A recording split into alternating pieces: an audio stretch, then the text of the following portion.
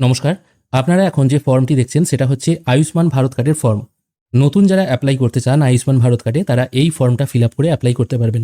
ভিডিওর প্রথমেই বলে দিই, আয়ুষ্মান ভারত প্রকল্পে আপনারা যদি আবেদন করতে চান সেটা কিন্তু অফলাইনেই হবে। ক্যাম্প শুরু হচ্ছে আগামীকাল থেকে, মানে 15, 16, 17 এই 3 দিন আপনাদের ব্লক অফিসের নিয়ারেস্ট অঞ্চলে বা ব্লক অফিসে হয়তো ক্যাম্প হতে পারে। ওখান থেকে ফর্ম দেওয়া হবে। সেই ফর্ম আপনারা ফিল আপ করে জমা দিলে যদি আপনারা যোগ্য হন তাহলে আয়ুষ্মান কার্ড পাবেন। অনলাইনে আয়ুষ্মান কার্ড অ্যাপ্লাই করার কিন্তু কোনো অপশন এখনও পর্যন্ত দেওয়া হয়নি। এবার এই ফর্মটায় সব কিছু ফিল আপ করা আছে, কী করে ফিল আপ করতে হয় সেটাই দেখে নেব। এবং তার থেকেও বড় কথা, এই ফর্ম আপনারা কোথা থেকে ডাউনলোড করবেন। ডাউনলোড করার জন্য আপনারা গুগলে openconceptbangla.in এটা লিখে সার্চ করবেন। এটা হচ্ছে ওয়েবসাইট, অথবা আমি ডেসক্রিপশনেও বা পিন কমেন্টে এই ওয়েবসাইটের লিঙ্ক দিয়ে রাখবো। এখানে আসার পর এই সার্চ অপশনেও আপনারা আয়ুষ্মান লিখে সার্চ করতে পারেন, অথবা একদম যে প্রথম ব্লকটি আছে আয়ুষ্মান ভারত আবেদনের ফর্ম ফিল আপ কী করে করবেন এই অপশানে ক্লিক করবেন। এখানে ক্লিক করার পর একদম নিচের দিকে চলে আসবেন। একদম নিচের দিকে এই ফর্ম ডাউনলোডের লিঙ্ক দেওয়া আছে। আমি একদম নিচের দিকে চলে আসছি। Ayushman Bharat card form download এই অপশানটায় ক্লিক করলে আপনারা কিন্তু এই যে ফর্মটা আছে ব্ল্যাঙ্ক পিডিএফটা ডাউনলোড করতে পারবেন। এটা 6 পাতার একটি ফর্ম, কী করে ফিল আপ করতে হয় সেটা এবার দেখে নেব। এটা হচ্ছে ফর্মের প্রথম পাতা। একদম ওপরের দিকে ডেট বলে একটি অপশান আছে। যেদিন আপনারা ফর্ম জমা দেবেন এখানে ওই ডেটটা মেনশন করে দিতে হবে। তারপর বলা হয়েছে বেসিক বেনিফিশিয়ারি ডিটেল। এখানে যিনি আবেদন করছেন তার ডিটেল দিতে হবে। এখানেও এই অন্নপূর্ণা ভান্ডারের মতো হেড অফ দ্য ফ্যামিলি যিনি আছেন তার ডিটেলটাই পুট করতে হবে। এটা কিন্তু পরিবার ওয়াইজ একটা করে কার্ড দেওয়া হয়। স্বাস্থ্যসাথীর যেমন একটা পরিবারে একটা কার্ড হয়, সেই কার্ডের মধ্যে কজন মেম্বার আছে তাদের নাম শো হয়। আয়ুষ্মান ভারতেও কিন্তু একটা পরিবার পিছু একটা কার্ড দেওয়া হবে। এখানে পরিবারের যিনি হেড আছেন সেই হেডের আধার নাম্বার যেটা আছে সেই আধার নাম্বারটা এখানে লিখতে হবে। তারপর অ্যাপ্লিক্যান্ট নেম, পরিবারের হেড যিনি আছেন তার নামটা এখানে লিখতে হবে। তিনি পুরুষ অথবা মহিলা যে কেউ হতে পারেন। স্বাস্থ্যসাথীতে যেমন মহিলাদের নামটাই লিখতে হতো, এক্ষেত্রে পুরুষ অথবা মহিলা যে কেউ হতে পারেন। তারপর আছে ration card number. Ration card নাম্বারটা এখানে লিখতে হবে। এখানে আমি প্রথমে রেশন কার্ডের ক্যাটাগরিটা উল্লেখ করে দিয়েছি।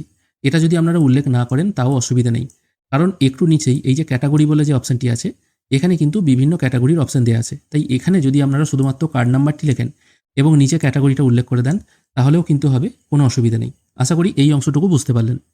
এরপর চলে আসছি একটু নিচে। এখানে বলা হয়েছে আধার লিঙ্ক মোবাইল নাম্বার। আপনার আধারের সঙ্গে বা হেড অফ দ্য ফ্যামিলি যিনি আছেন তার আধারের সঙ্গে ফোন নাম্বার যেটা আছে সেই ফোন নাম্বারটা এখানে লিখতে হবে। তারপর তার জেন্ডার সিলেক্ট করতে হবে। আমি এখানে মেল সিলেক্ট করেছি, আপনারা যদি ফিমেল হয় ফিমেল সিলেক্ট করতে পারেন। তারপর আছে date of birth. Head of the family date of birth যেটা আধার কার্ডে আছে সেটা এই বক্সের মধ্যে লিখতে হবে। তারপর ফুল অ্যাড্রেস, ঠিক আছে, আপনার আধার কার্ডে যে অ্যাড্রেসটা আছে সঠিক অ্যাড্রেসটা সবটা এখানে লিখে দেবেন। তারপর আছে ডিস্ট্রিক্ট, আপনার ডিস্ট্রিক্টের নাম এখানে লিখবেন। তারপর আছে ব্লকের নাম, ব্লকের নামটা এই বক্সের মধ্যে লিখবেন। তারপর আপনার গ্রাম পঞ্চায়েত বা ওয়ার্ডের নাম যেটা আছে সেটা এই গ্রাম পঞ্চায়েত বা ওয়ার্ডের যে কলামটা আছে এখানে লিখতে হবে। ফ্যামিলি হেডের নাম কি আছে, এটা আমি রামপাল লিখেছি, কারণ এখানে আমি ফ্যামিলি হেড বা অ্যাপ্লিক্যান্ট নেম এনার নামই দিয়েছিলাম। এই হিসেবে আপনারা করতে পারেন। এবং আপনারা যদি কেউ ধরুন নিজে আবেদন করছে, কোনো ছেলে হয়তো আবেদন করছে, তার পরিবারে হয়তো তার ফ্যামিলি হেড তার বাবা, সেক্ষেত্রে এখানে ওই ছেলের নাম হবে এবং ফ্যামিলি হেডের জায়গায় তার বাবার নাম হবে। এইভাবেই আপনারা ফিল আপ করতে পারেন। তারপর বলা হয়েছে টোটাল ফ্যামিলি মেম্বার, ওই পরিবারে টোটাল কতজন সদস্য আছে সেটা এখানে দিতে হবে। এখানে আছে 5 জন। তারপর হচ্ছে প্যান কার্ড নাম্বার। এবার এই প্যান কার্ড নাম্বারটা কার হবে, এখানে যিনি আবেদন করছেন অ্যাপ্লিক্যান্ট নেম যিনি আছেন তার প্যান কার্ড নাম্বারটা এখানে বসাতে হবে।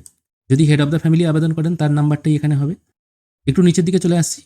ইলেকটোরাল ডিটেল ইফ অ্যাবাভ 18, মানে এখানে ভোটার তথ্য দিতে হবে। কার ভোটার তথ্য হবে, যিনি আবেদন করছেন আবেদনকারী তার ভোটার কার্ডের নাম্বারটা এখানে বসাবেন। তারপর এসি নাম্বার, মানে অ্যাসেম্বলি কনস্টিটিউয়েন্সি বা বিধানসভা নাম্বার যেটা আছে সেটা এখানে বসাতে হবে। তারপর আছে পার্ট নাম্বার, ওই বিধানসভার কত নম্বর পার্টে তার নাম আছে সেই পার্ট নাম্বারটা বসাতে হবে। এবং সিরিয়াল নাম্বার যেটা আছে সেটা এখানে বসাতে হবে। এবার এগুলো কোথা থেকে আপনারা খুঁজে পাবেন, এগুলো খুঁজে বার করার জন্য voters.eci.gov.in এই পোর্টালে চলে আসতে হবে। এখানে আসার পর একটু নিচের দিকে চলে এসে search your name in voter list এই অপশানে ক্লিক করবেন। এই অপশানে ক্লিক করার পর এখানে আপনার ভোটার কার্ড নাম্বার, তারপর স্টেট এবং তারপর ক্যাপচা পুট করে সার্চ করবেন। সার্চ করার সঙ্গে সঙ্গে এখানে দেখুন খেয়াল করে সব ডিটেলটা চলে এলো। Assembly constituency number, part number এবং পার্ট সিরিয়াল নাম্বার তিনটেই কিন্তু চলে এলো। পরপর কিন্তু এগুলো বসিয়ে দিতে হবে। প্রথমে যেটা আছে সেটা হচ্ছে এসি নাম্বার, দ্বিতীয়টা পার্ট নাম্বার, আর তৃতীয়টা হচ্ছে পার্ট সিরিয়াল নাম্বার। এই পার্ট সিরিয়াল নাম্বারটা এরাই দেখে দেখে আপনাকে বসাতে হবে। Swasthyasathi URN number, Swasthyasathi card যদি আপনার থেকে থাকে এই স্বাস্থ্যসাথী কার্ড নাম্বারটা এখানে বসাতে হবে। যদি না থেকে থাকে তাহলে ঘরটা ফাঁকা রাখতে হবে। তারপর চলে আসছে এলিজিবিলিটি প্যারামিটার্স, মানে কোন কোন ক্রাইটেরিয়া থাকলে আপনি আবেদন করতে পারবেন। এখানে দেখুন অনেকগুলো অপশান আছে। প্রথম অপশানে বলা হয়েছে আপনার কাঁচা দেয়াল ও কাঁচা ছাদযুক্ত একটি মাত্র ঘর আছে, যদি থাকে এটা ইয়েস করবেন, যদি না থাকে তাহলে নো করবেন। এবার আপনার ক্ষেত্রে যেটা প্রযোজ্য হবে সেটা সিলেক্ট করতে হবে। দ্বিতীয় পয়েন্টে বলা হয়েছে 16 থেকে 59 বছর বয়সী কোনো প্রাপ্তবয়স্ক সদস্য আপনার পরিবারে নেই। যদি এরকম বয়সী কোনো মেম্বার আপনার পরিবারে না থাকে তাহলে ইয়েস করবেন, অন্যথায় নো করবেন। এবার দেখুন এখানে এলিজিবল ক্রাইটেরিয়া কিন্তু অনেকগুলো আছে, 1, 2, 3, 4, 5, 6, 7, 8, 9, 10, 10টা। এই 10টার মধ্যে যে কোনো একটিতে যদি আপনি এলিজিবল হন তাহলেই কিন্তু আপনি কার্ড পাবেন।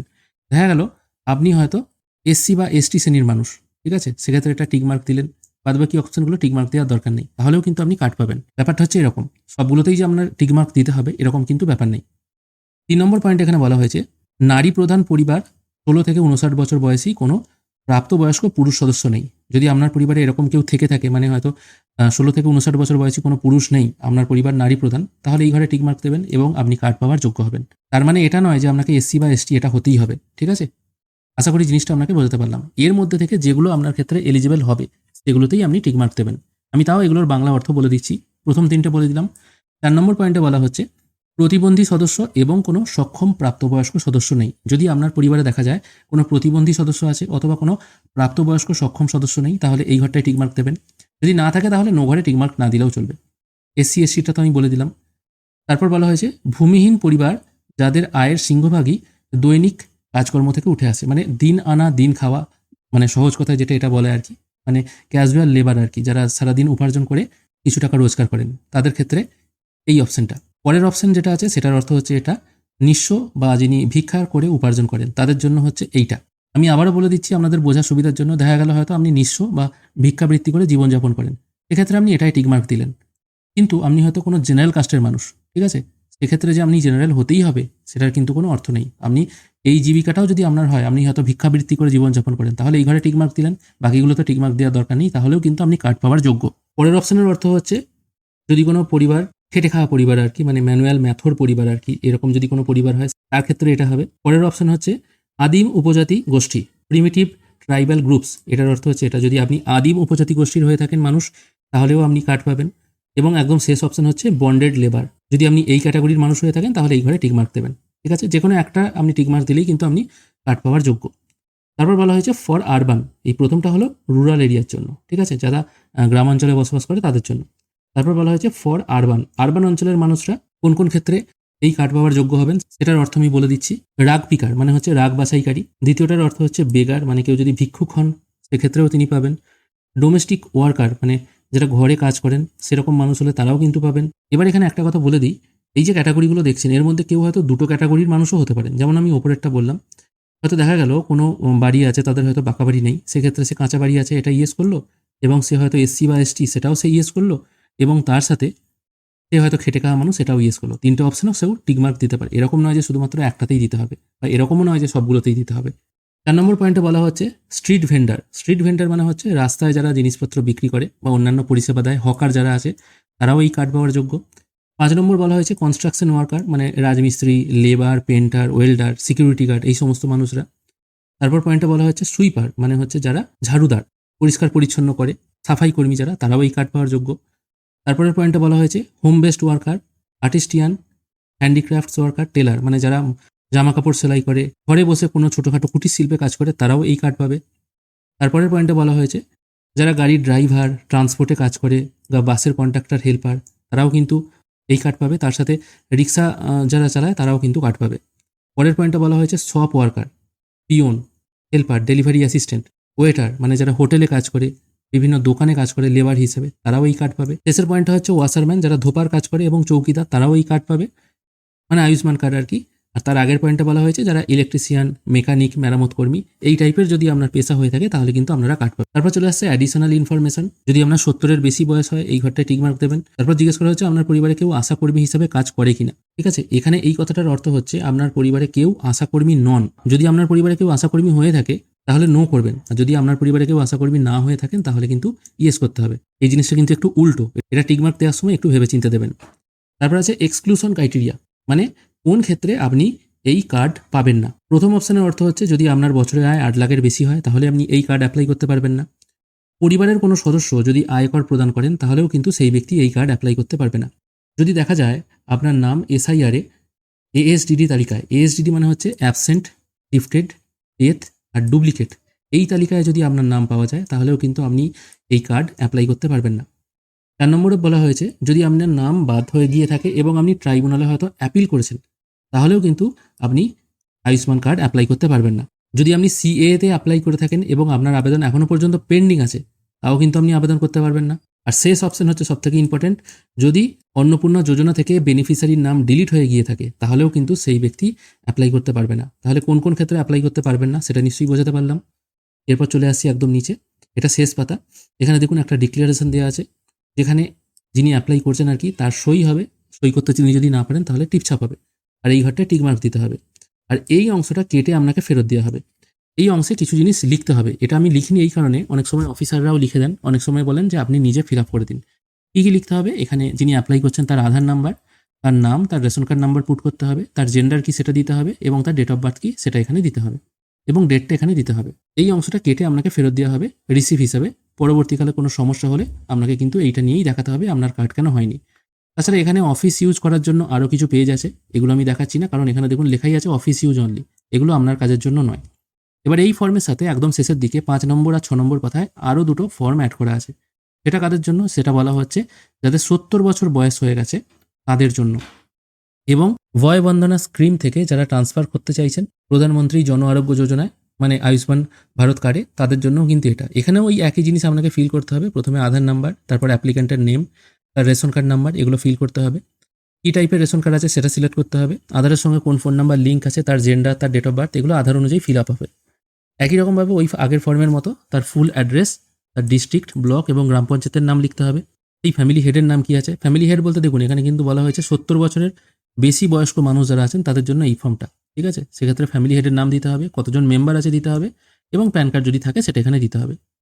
তারপর একই রকমভাবে ভোটার কার্ডের তথ্য এখানে চাওয়া হচ্ছে, voter card number, assembly constituency number যেটা আগেই বললাম, কার্ড নাম্বার, সিরিয়াল নাম্বার। কীভাবে খুঁজে বার করবেন সেটা আমি বলে দিলাম। তার সাথে স্বাস্থ্যসাথী কার্ড যদি থাকে সেই ডিটেল এখানে দিতে হবে, যদি না থাকে দেওয়ার দরকার নেই। আর তারপর তাদের এই একটাই পাতা, ঠিক আছে? এই মানুষগুলোর একটাই পাতা, এবং নিচের দিকে কিছু পাতা আছে, মানে যেটা পেছনের দিকে প্রিন্ট হবে আর কি। আর এই অংশটা কেটে ফেরত দেওয়া হবে। এই অংশতেও কিন্তু ওই একই জিনিস লিখতে হবে, আধার, অ্যাপ্লিক্যান্টের নেম, যেটা আর কি প্রথমে বললাম। ওই একই জিনিস আগের ফর্মে যে অংশটা কেটে ফেরত দেওয়া হবে, সেটা এই যে বয়স্ক মানুষদের যে ফর্ম আছে আর কি আয়ুষ্মান ভারতের, তাদের প্রথম পাতার নিচেই কিন্তু এই রিসিট অংশটা আছে। এটা ওই একই রকমভাবে আগের মতোই দিতে হবে। এবং এই যে 5 নম্বর আর 6 নম্বর পেজ আছে, এটা কিন্তু আলাদা প্রিন্ট হবে না। 5 নম্বর পেজের পেছনেই 6 নম্বর পেজটা প্রিন্ট হবে, এবং যখন 6 নম্বর পেজটা প্রিন্ট হবে, এই 5 নম্বর পাতার পেছনেই তো এটা হয়ে যাচ্ছে, সেক্ষেত্রে এটা উপরের দিকেই থাকবে। এখানে দেখুন বলা হয়েছে এক্সক্লুশন ক্রাইটেরিয়া, এই বয়স্ক মানুষরা মানে 70 বছরের ঊর্ধ্বে যাদের বয়স, তারা যখন আয়ুষ্মান কার্ড অ্যাপ্লাই করবে কোন ক্ষেত্রে তারা কার্ড পাবে না সেটাও দেখুন এখানে মেনশন করে দেওয়া আছে। তাদের ক্ষেত্রে নিয়ম কি আছে? তাদের নিয়ম হচ্ছে তাদের নাম যদি 2026-এর এসআইআর লিস্টে এএসডিডি তালিকায় থাকে, এএসডি মানে অ্যাবসেন্ট, শিফটেড, ডেথ এবং ডুপ্লিকেট, এই তালিকায় যদি থাকে তারা কার্ড পাবে না। এবং এটা আমি ইয়েস করেছি আপনাদের বোঝানোর জন্য। কোনো মানুষ যদি এরকম থেকে থাকে, তাদের নামটা হয়তো রয়ে গেছে, এবং সে যদি ইয়েস করে দেয় তাহলে কিন্তু সে কার্ড পাবে না। তাই এগুলো কিন্তু ভুল করেও ইয়েস করবেন না। যদি দেখা যায় আপনার নাম বাদ গেছে তাহলে তো আপনাকে করতেই হবে, কিন্তু যদি দেখা যায় আপনার সব কিছু ঠিকঠাক আছে, আপনার নাম বাদ যায়নি, তাহলে কিন্তু এগুলো ভুলেও ইয়েস করবেন না। তারপর জিজ্ঞেস করা হচ্ছে আপনার নাম এসআইআর ট্রাইব্যুনালে পেন্ডিং হয়ে আছে কিনা, যদি থাকে ইয়েস করবেন, না থাকলে নো করবেন। তারপর বলা হচ্ছে সিএএ অ্যাপ্লিকেশনে আপনার নাম পেন্ডিং আছে কিনা, যদি থাকে ইয়েস করবেন, অন্যথায় নো করবেন। যদি আপনার সব কিছু ঠিকঠাক থাকে, এই ঘরটা ভুলেও ইয়েস করবেন না, তাহলে কিন্তু আপনি কার্ড পাবেন না। একই রকমভাবে এখানে আপনার নাম সিগনেচার হবে, এবং এখানে টিক মার্ক দিতে হবে।